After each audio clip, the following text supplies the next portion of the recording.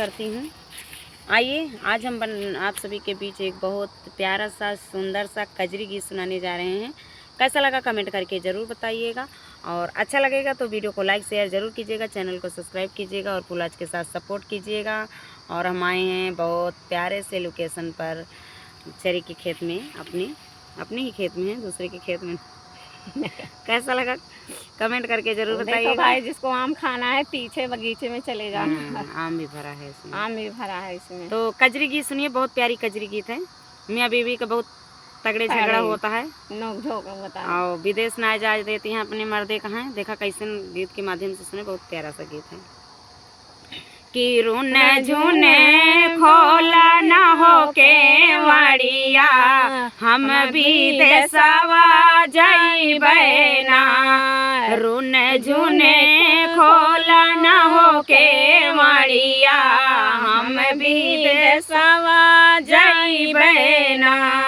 जाऊ तू मोरे राजा जाइबा विदेशवा ना। जाऊ तू मोरे राजा जाइबा विदेशवा ना। हमारे भैया का बोला वाइदा, हम नहीं हरवा जाबे ना।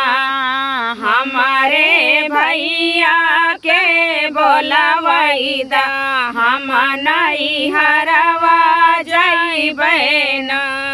जाऊ तू मोरी धन जाबू नहीं हरवा। जाऊ तू मोरी धन जायू नहीं हरवा। जेतानी लागल हमारी रुपैया, वतनी दई के जायू ना। जेतनी लागल हमारी रुपैया, वतनी दई के जायू ना।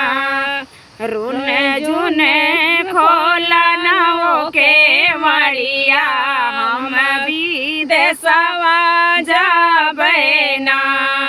जेतनी लागल तोरी रुपैया, वतनी दई के जाबे ना। जेतनी लागल तोरी रुपैया, वतनी दई के जाबे ना। जैसे रहलूं बाबा घर कुंवारी, वैसे कई के जायो ना।